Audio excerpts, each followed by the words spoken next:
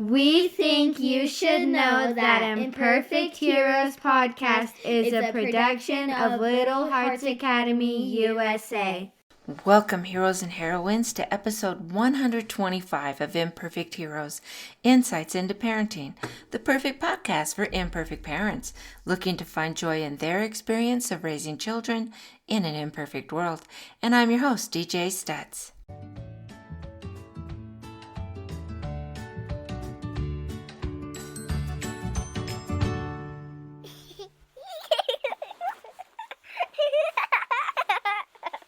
Hello and welcome to another episode of Imperfect Heroes, Insights into Parenting. As I already said, I'm DJ Stutz, your go-to early childhood specialist, podcaster, and parent coach. Well, gratitude is an important element of a successful, happy life. And this is one of the elements of life that leads to stronger relationships, more happiness, and better health. And today I've got an inspiring conversation to share with you. This is a story of resilience, family values, and building gratitude in our children. In this episode, we dive deep into the journey of the Hashey family. Joe is a high school teacher, and Mell is a former social worker turned stay-at-home mom. And faced with the challenges of 2020, we all remember that year, they made a life-changing decision. They gave up what they thought was their dream home, and they just set out on a 2,000-mile journey to a town where they didn't know a soul. But here's the twist. This turned out to be the best thing that could have happened for their family. Joe and Mell used their education, their faith, and their experiences to create the Strong Family Framework, which is a powerful tool that any family can use to establish values and stress-free family leadership. We forget that as parents, we need to be leaders in our families. This is a testament to the strength of family and the power of gratitude. So stay tuned as we jump into their remarkable journey and explore how they instilled gratitude in their children through family traditions and parental mentoring. This episode is packed with valuable insights that can help you in your own parenting journey. But before we get started, let me just share that today is the day, and I am so excited. It's November 13th, and we are starting our 5 Days of Service challenge. And it's not too late to register and join us. As much fun and as special the holidays can be, let's admit it, it can be pretty crazy and stressful as well. So let me help you. Study after study shows that people who are involved in acts of service deal with less anxiety, less stress, have stronger relationships, and are just more happy. Sounds good, doesn't it? So just go to my website and join in on the fun and make a difference. It's www.littleheartsacademyusa.com. Now, on to my conversation with Joe and Mellie Hashey. Welcome, everyone, and thanks for choosing to spend the next few minutes here with Imperfect Heroes. And I am so excited. So my first book, that's all by myself. I've done some compilation books before, but this one is all on my own. It's my first children's book, and it's called Roman is Bigger, and it's available now on Amazon, or you can get it through my website, which is www.littleheartsacademyusa.com. And this is a great book about a little boy who learns that finding the right words to really express how he is feeling, expanding his vocabulary, really does help him to feel better and help him to help others understand what he is honestly feeling. And so it's a fun little book. It's just the right read. I wrote it as a teacher so that I know it's great for the length and turning pages fast enough so that it keeps kids engaged for circle time. It also keeps kids engaged when you're reading at home, bedtime stories or whatever. It's got a great message. There's even a lesson plan in the back for teachers to use as they're planning on how to implement that in the class.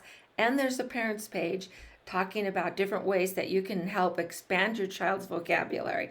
So really, vocabulary is the one thing that really makes the difference between kids who are starting school. Those who have a great expansive vocabulary when they're starting have a huge head start over those who have limited vocabularies. And so we're just trying to help parents and help kids get that great start that'll keep them going as they move along in education and in life. So it's Roman is Bigger by DJ Stutz. One little fun thing is my illustrator. She's awesome. The pictures are great, but she is actually a Ukrainian refugee living in Poland, and it's a fun story how we got together. I'll save that for another day, but she's just amazing, and I was so glad that we were able to connect through my amazing publisher. So anyway, Roman is Bigger. Go get it. What a great Christmas present for anyone that might be in your life and enjoy it. Okay, so today is the beginning of Imperfect Heroes series for the holiday. And we are jumping in with both feet with the Hasheys. And it's Joe and Mellie, and boy, are they in it. They've got 3 active boys and just moving forward in life. And so we're going to take 2 of their 7 pillars of raising kids. But Joe and Mellie, before we do that, why don't you introduce yourselves and talk about what you are bringing to the table today? Thanks, DJ. We're so happy to be here today. Joe and I, we've been married for 17 years, almost in a couple weeks. And we have 3 boys, like you mentioned, ages 5, 11, and 13. And a little background about us. So Joe was a teacher right out of college, and I was a social worker. And life took many different turns after that. We didn't stay in those positions, but Joe ended up starting a company. We have a couple of gyms. And then I ended up I ended up staying home after my second son was born and did a lot of the book work and the behind the scenes stuff for the company. And things were all moving forward. We bought our dream home, well, what we thought was our dream home at the time. And then when all the lockdowns happened and our company was shut down, we thought to ourselves, what are we going to do if we can't reopen? What's our plan here? And Joe and I we try to take walks every day to stay connected and make sure we're communicating with each other, because you can easily not do that if you don't spend enough time together. And he mentioned, what if we picked up and took our family and moved across the country to a place more aligned with our family values?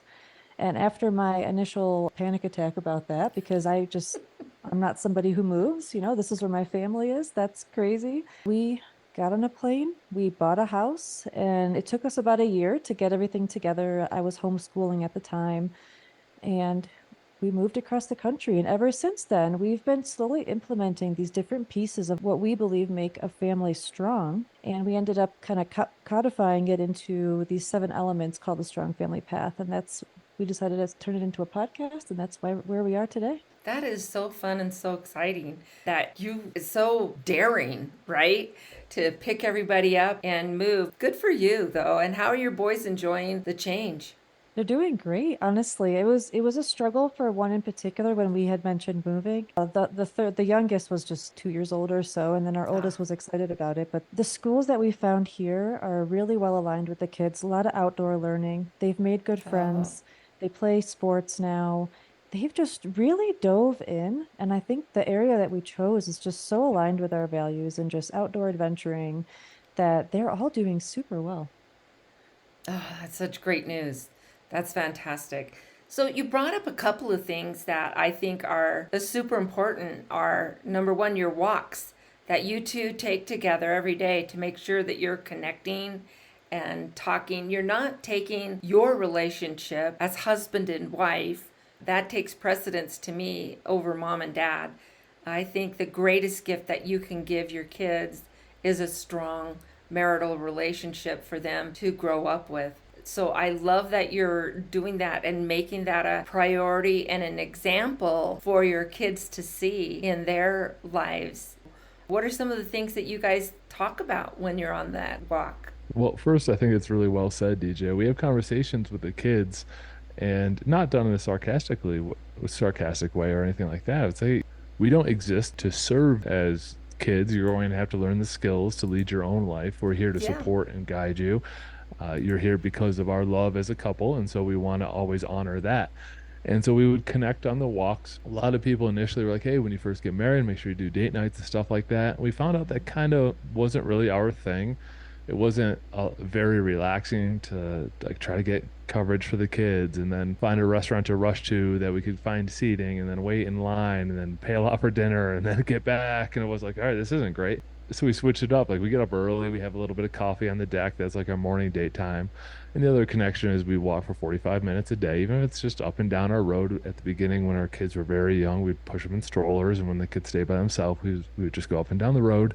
So it relieved a lot of stress of the classic date night for us. And we just like mini dates, talk about the day when everything was going on. Kids were out of school or we opted to homeschool them. I had a handful of employees at my company, but now the company was shut. We talk about what can we control in the situation? What direction do we need to go? And make some decisions on how to improve our lives versus just kind of wallow in everything that's going on because there's nothing that many of us could change. And it's just, all right, well, it just is what it is right now. So let's go ahead and focus on what we can control and help our family forward. And honestly, one of the steps of our strong family path is recognizing the different relationships within the home, of which we as a couple are one of them. So that's really why we made it part of that, because we think it's that important to always be considering the different relationships in the home. And one of the other things that we often talk about when we're walking is obviously the kids. I mean, which parents don't talk about their kids when they're For together? sure. But really, because sometimes one of the kids will need extra support for some reason. So I'll notice, hey, this kid is struggling in this way. Let's strategize together on our walk how we can support and help them. Because sometimes if you just impulsively respond to a child, it doesn't go well. Sometimes you need to recognize, like I'm seeing this pattern of need in this kid. Maybe we have some ideas we can share when we're walking together, and then we can better address it. So that's oftentimes something we talk about, or we just laugh sometimes and try. It's not always like a serious walk. We also just enjoy each other's company. Oh, I'm so glad to hear that you do. I think sometimes, we get married because we enjoy each other's company, right? And we want to spend time together. And it's so important to keep that as a priority as we're growing along with each other, and that we keep that sense of gratitude for one another. And we notice the things that the other spouse does that is endearing and sweet and kind. And we mention it to them too. I know it's nice when Russell, that's my sweetheart, when he notices something or mentions something or whatever. I really take notice of that, and the chances are really good that it's going to repeat. If he said he liked something I did or a shirt that I have or whatever. And so it's very meaningful to me with that. So that is just so cool that you're able to get that done and to move forward with that. I also think that it's great that you just spend time laughing sometimes. Sometimes you just gotta laugh or you're gonna cry, right? Yeah, you got to. Yeah, you walk in It's and a there's big Cheerios all over the floor. We really bring humor into everything we possibly can. Sometimes if things get too serious, I'll oftentimes grab Joe and have him come and like break the ice, because he always has a way to bring humor and it just diffuses everything. So the humor is a big piece of our family living. Yeah. So good. So good. And then your kids start picking it up too, that humor. They So do. They that's, try to do it yeah, as well. Yeah. that's so cool. That's so cool. So how do you expand that then to your kids so that maybe your kids are starting to learn to appreciate each other, that they have really great siblings? And, they're not going to appreciate each other all the time. That's weird. If they were perfectly, I always, That's when I was true. teaching parenting classes for the Division of Family and Youth Services, I did that for 16 years in Las Vegas. Children that never challenge you, they get along with their siblings all the time. There's never any discord in the family. Get them to a mental health professional immediately because something is horribly wrong. So, so part of that is just the normal growing up and learning how to stick up for yourself and how to negotiate, and that's just part of how they learn how to live life. But two, how do you promote them recognizing the things that they're grateful for in their siblings as they grow and become closer? Well, two things, and I'm sure Mel will share a gratitude practice at dinner here shortly. In these moments, we often, well, one of our family core values is accountability. Like, so they control these little moments, whether it's strife with their brother. Yes, we'll be the mediator and say, all right, well, what's your part in this situation? Have them talk it out and understand that they're going to have to solve it. It's not us going to come in and solve it for them. So they might as well do it before we get there. And the second thing is something you mentioned earlier, positive reinforcement of the behaviors that we want to see repeated. And so when they are great with their younger brother, they help them involve in something, or great with the two older ones sitting down and like reading with him or going on bike rides together. We'll always say something small, hey, it's so cool you can ride your bike with your brother. And just those little constant nudges, I think, goes a long way. And Joe mentioned that we have core values. So they're literally, we have 6 core values. They are written down. The kids have them memorized. And we are making choices on a daily basis based on those core values. They're our filter, essentially. And I think that does 2 things. So one, it creates a family culture. So you said, how do you promote siblings getting along? Them knowing that they're part of a really well-organized, well-oiled machine of a family who know what they're about and what we stand for is like paramount. So we all have this common family goal. We know who we are, we know what our goals are. And then secondly, putting that into practice. So one of our core values is gratitude. And one of the ways that we promote that every day is at dinner time, which another piece of our path is having as many dinners together as a family as possible. Our 5-year-old gets to choose in what order we each share gratitude from the day. So he'll go around, either tap you on the shoulder. He will chase our 13-year-old around the house till he tags him. So it's a really fun and exciting, and the kids love it. And we all get to share some kind of gratitude from the day. Sometimes he'll choose somebody twice. He's like, yeah, you get to go again. So we're always looking forward to the family meals together, and we always look forward to sharing what we're thankful for. And then when other kids visit, let's say we have a kid over hanging out with one of our sons, we just include them in it. We still are who we are, even if there's other people in the home. I think that is so key too, for them to see that you're staying with the plan. Even though someone else might be there, you still stick to the plan. It's good for other kids who are outside of your family to see how your family works. Because there are so many kids that come from, I won't say dysfunctional, but families that work differently and maybe don't show gratitude, or they don't show that kindness. They don't show that support in helping with, maybe they have assignments at dinner to set the table or to clean up the table or whatever. And it doesn't matter who's there. You're still responsible for whatever you're responsible for. We still show gratitude. We still show kindness.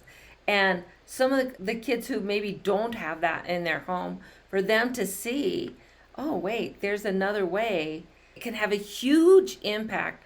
I've heard so many stories from some of the parents that I've coached where they have said, my family was kind of dysfunctional. There was a lot of yelling or whatever. But I had a friend, and whenever I went to their house, it was just such a warm place to be. And there was love, and there was this. And I wanted my family to be like that. I didn't quite understand how to get there, but I knew it was possible because I saw it. And you can be that influence on other kids.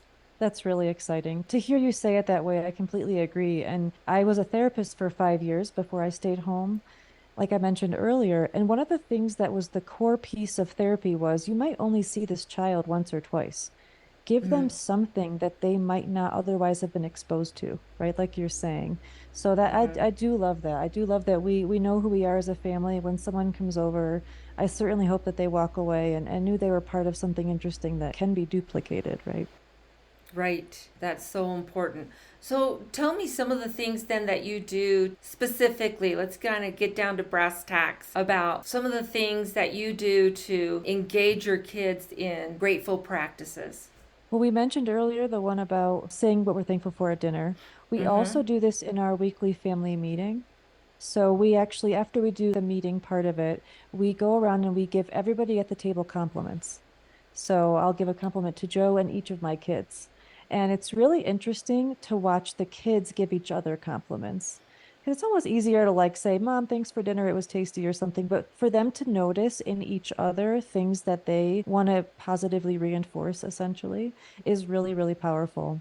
So that's another way that we show gratitude. And in the morning, the kids get up and each do a contribution, which is basically a chore, but we choose to call it a contribution because it's more positive. And they feel like they're part of this family system.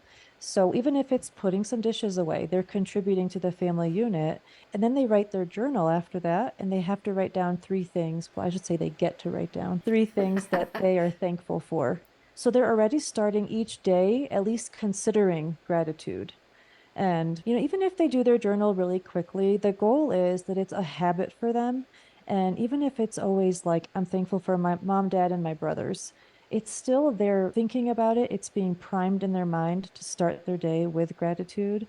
And I'm of the mentality where I always try to find silver linings. So even if they're grumpy about something, if I find a way, like, well, let's still see if we can find a way to be thankful, even though the situation kind of stunk. Or can we find some kind of silver lining? So they know that that's my personality, and we kind of joke about it. Like, well, how's mom going to find a silver lining with this one? But again, it just promotes that idea of always finding something to be thankful for, even in difficult situations. That is so good and so important when you talk about the role modeling.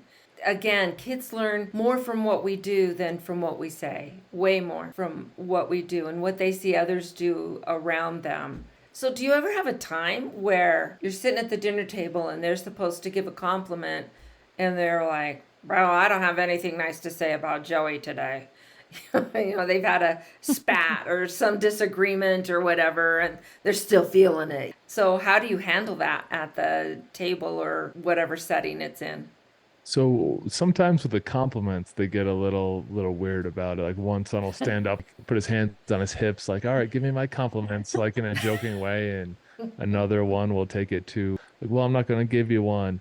And we just role model seriously. Hey, what you're doing is funny. This is a serious discussion, so I'd like to hear a real answer. And so we don't play into the faking compliments or faking gratitude. Like, oh, I'm thankful for nothing. Okay, well, there's got to be something good in your life. We're sitting here in a house with food on the table, lights coming down on us and clothes on our body. So I'm going to give you a few minutes to reflect on this. And that very rarely happens, but it's usually like they're in a silly mindset. And we go, hey, let's shift gears. Let's have a serious conversation. Then we can go back to being silly. And sometimes my perspective is you can love someone and be angry with them at the same time. I think a lot of times with kids, we need to teach them emotional intelligence, that you can carry different feelings towards the same person at the same time. So like right now you're upset with your brother because X, Y, or Z happened, but you still do care about them. So I think a lot of times little kids, especially kids who are in struggling families, they think it has to be one or the other. You can't be feeling both of those things. So we acknowledge that. And then like Joe said, we still expect an answer. They're intelligent enough to be able to come up with something, even if it's like, hey, I like your shirt today, like something to be able to bring it back. Yeah. Yeah. I keep a gratitude journal, is what I call it. And when I started, and there's a long story, I won't go into it, but when I started, I would write something every day, whether I was grateful for this or that. I noticed something that one of my kids did or my husband did, or it could be a neighbor, someone at work, whatever. Or I would also write things that maybe I saw the hand of God in my life, something, a little miracle that happened in my life, and where it made me notice that God knows who I am and He's in my life, right? And there was one day that was just particularly horrible. Nothing went right. Everything was falling to pieces. And I'm sitting there in the evening and I have my journal out, and I remember thinking, I have nothing to write today. There's nothing good that I can write about today. And I remember hearing those internal voices that come into your mind, and my faith tradition is that's the Holy Spirit. And I remembered in such a chastising voice hearing, how dare you? And I'm thinking like, ooh. And it's like, you have a roof over your head. You have more than enough food. You have so much food in your kitchen that it's actually a problem. You've got a nice car that gets you to work. You've got a job that you generally enjoy. You had a bad day today. Your kids are healthy. You've got a dog that you love. This was when we lived in Las Vegas. There's a swimming pool in your backyard. You have air conditioning. And all of these things came to my mind. And it just really taught me how there's so many things in my life anyway. And I think people in general fall into that category that are such amazing blessings that come to us that we just tend to take for granted, especially, if we're in a mood and things just didn't go the way we wanted them to. We tend to think, oh, everything's horrible, and we throw everything away. And so what a great lesson that you're teaching your kids and yourself, because even as adults, we have those days, right? We all have those days. And so teaching your kids and reinforcing it within yourself that honestly, there are many people all over the world that would give up pretty much anything to have the lives that we have. It's very true. And I do like that you bring that up, because another thing that we sometimes, I think Joe read this in a book somewhere, where you'll oftentimes remember the end of an experience. So if my kid had a fabulous day at school and then their soccer game in the evening went terribly, they will likely think the whole day was awful. So I think sometimes when they're stuck in that awful place, we can reflect, well, what was it like during the day? Did something go well during the school day? I mean, there are days when everything seems to go poorly, but oftentimes if you can rely on looking back and help them understand that oftentimes we feel worse when the day ended poorly, even if there were great things that happened throughout the day. And then remind yourself, like you said, of those things that often get taken for granted. It's actually a joke for us now where we'll say, oh, you're welcome, boys, for the lights that are on in this room. Like we do it jokingly, but really it makes an impression and they remember that. Yeah. It's so true. It's so true. And I remember too, this was about 4 years ago. So I had the last few years that I taught, I wound up taking on a lot of kids who had IEPs, which is an individual education plan, usually for kids who had some special needs, because their behaviors didn't bother me. And so other teachers would struggle. I'm like, put them in my room. And I had an aide. I only had her the 1 year, but she was very this child needs to have someone with them all the time, and they're always in trouble, and they're always in trouble because you put them in trouble. Well, and they get upset, and I look at the person whom I see upset is you, kind of a thing. And I noticed that I had to ask her to quit talking to the parents, because she would go out and say, oh, he had a terrible day and he was this and that. No, he had a terrible 10 minutes. They tended to be at the end of the day, so they were fresh on her mind, because he would be tired, and that's when he would tend to have his little meltdowns. But 10, 15 minutes at the end of the day, the whole rest of the day, he was fine. He did great. And, he was on the autism spectrum and had some issues there, but, he tended to do fine for the rest of the day. And so then I'd have to go up and tell Mom, really, he had this little meltdown at this part of the day, but let me tell you about the rest of his day. And I'm still in touch with this little mommy. She'll Facebook me, every once in a while on Messenger and let me know how he's doing. And she's told me a number of times, I don't know how we would have gotten through that first year without you there, because we don't want to defend our lives on the worst thing we did. If our whole life, at the end of our life, was defined by the worst thing that we did in our lives, right? Wouldn't that be just so depressing Right. and horrible? I would rather have my life defined by the best thing I did. And so why not do that for our kids? We have things we've got to work through. It doesn't mean we ignore the things that we need to help them through, but it's just this is what we're working on now, right? And so let's work on it together, and we're going to help you through it. But you've got so many great things. Let's just build on the great things that you're doing and use those things to help you through. Is that kind of how you look at things, or do you have maybe a better take on that? Well, I think I agree with everything that you said. I think on top of it too is recognizing that the more you practice gratitude, the easier and more common, I don't say commonplace, but it becomes a habit essentially. So if we can role model it as adults, especially because this woman that you worked with, unfortunately, it sounds like she might need a gratitude journal to start focusing on finding those good things. Because I recognize some people struggle more with that than others. And I do go over the top sometimes with finding silver linings because I want them to see and I want to role model that it's possible.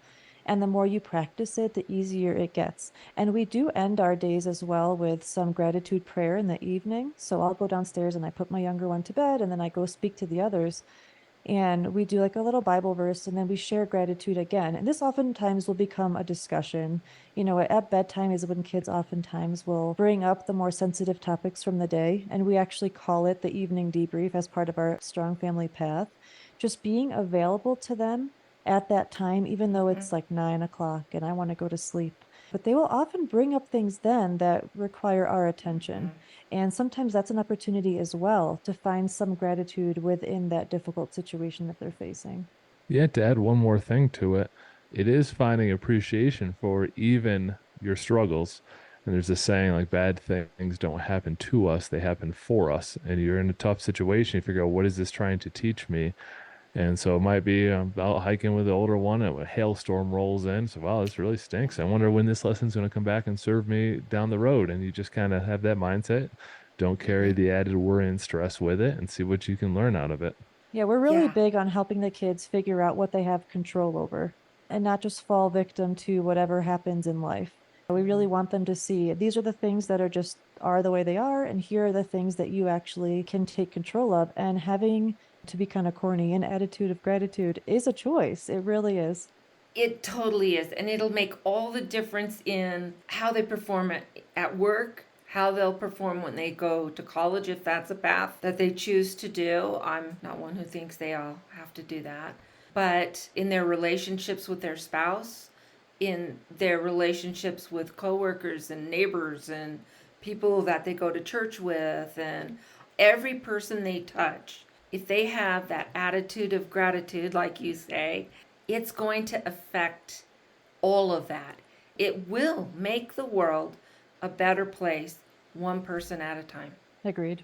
Yeah. And another thing that you brought up that I really feel strongly about, and I was so glad to hear that you do this with your kids, is that you spend time as a family in the scriptures, studying the Word of God, which I think is huge, and discussing it and learning from that. And then it sounded like you spend time as a family in prayer.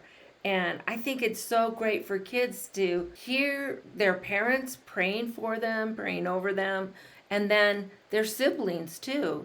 That maybe Big Brother is saying, please help Joey because I know he had a rough day today and he's maybe a little sad, and please let him know how much he's loved. And what does that do for the relationship between the brothers, or you don't have any girls, but even for the siblings, whatever, when you hear them and, oh, wow, you noticed I was having a bad day and you're asking God to watch over me. That is such a huge strengthening for those relationships. It only draws them closer. Yeah, I completely agree. I mean, we really try to focus on the importance of everybody having a relationship with God. So we pray it together, but also as individuals. And in the morning, I will wake up early. We have our little coffee together, and then I'll read a little bit from the Bible and try to find a verse that stands out.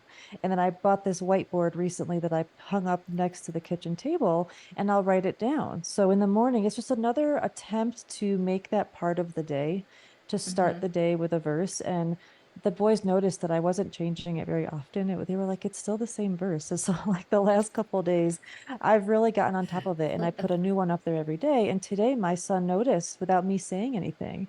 So it's again, just like having prompts. And this was really, the pastor at church had spoken about this, like reviving the family altar in your home, having Bible verses available and around.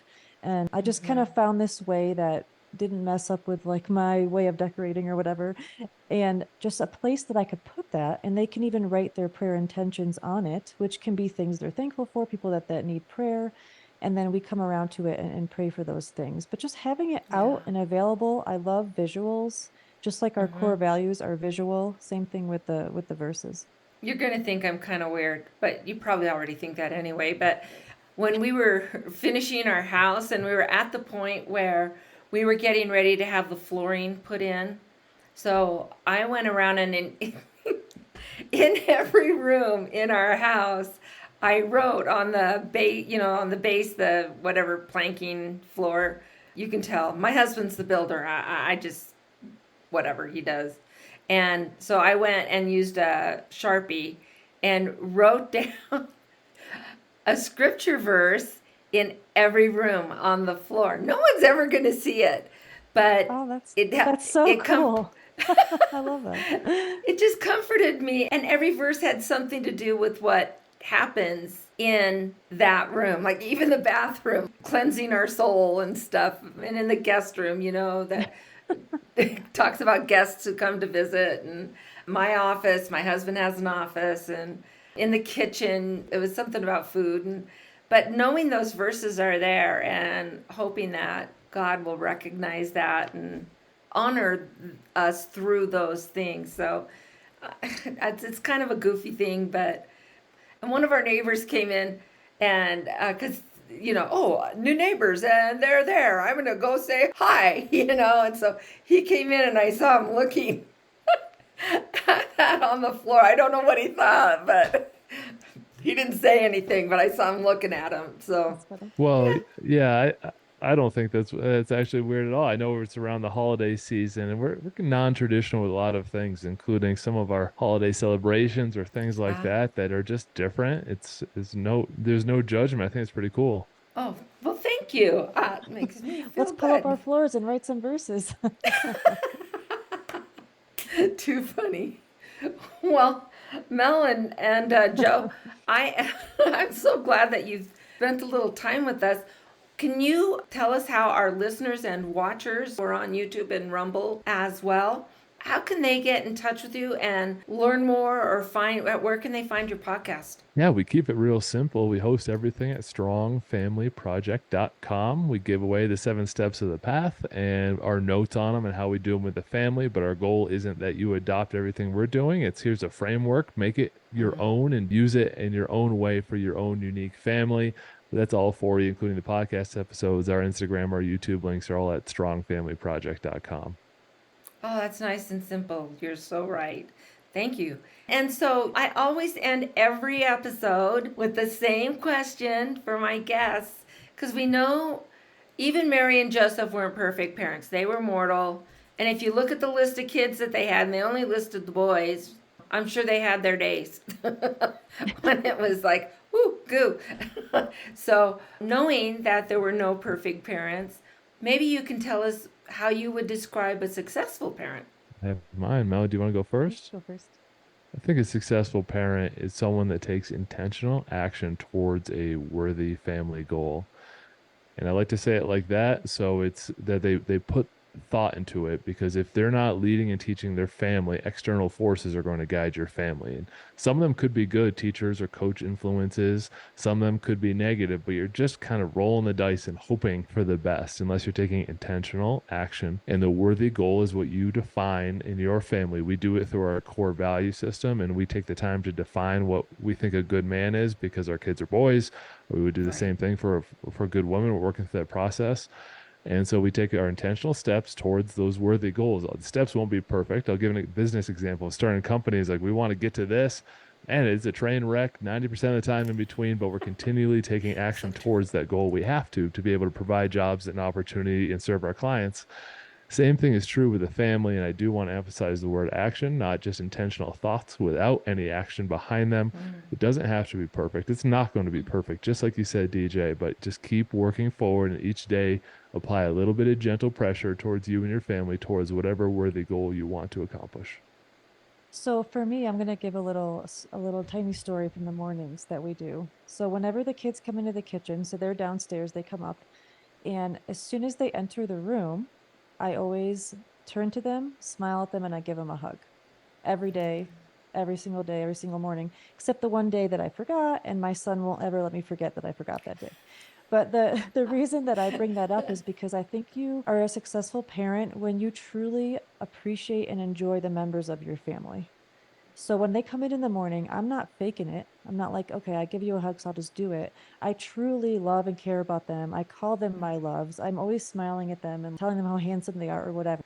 But I want to make sure that I feel that we're successful as a family when we all are truly caring for each other and not just the physical needs, but like the emotional needs. So that's what I would say. I love that so much. Thank you for sharing that with us. I appreciate and am very grateful that you chose to become a part of Imperfect Heroes, our podcast, and what we are trying to accomplish for families in America, well, and all over. We actually have listeners in places like Australia and Spain and Israel and Great Britain. And so it's kind of fun to have that kind of reach and talk to people about this really, really important thing that we're trying to accomplish in the world today. So thank you so much for spending that time with us. Yeah, our pleasure, and congratulations on your growth and all the people you've been able to serve and help. So thank you so much for including us in your network a little bit today, DJ. Yeah, we're so Absolutely. thankful to have had this conversation. Thank you. Thank you. Joe and Mel are just an amazing couple, aren't they? And if you want to learn more about the Hasheys and their podcast and their framework, just click on the link in the show notes and you'll be there. And while you're down in the show notes, hit the follow button to make sure you are getting in on the amazing episodes that we have each week. And if you like what you hear in today's podcast, be sure to rate, review, and tell a friend. And you can do this whether you listen on Apple, Spotify, or some other platform. And don't forget to check us out on YouTube and Rumble. So if you want to watch us on YouTube, the channel is Little Hearts Academy USA. And if you want to jump over to Rumble and find us, it's just Imperfect Heroes. And next week, my guest is Tanya Lopez from the UK. And she's also an amazing parenting coach. And we are talking about service. So check it out and see. And until next time, let's find joy in parenting.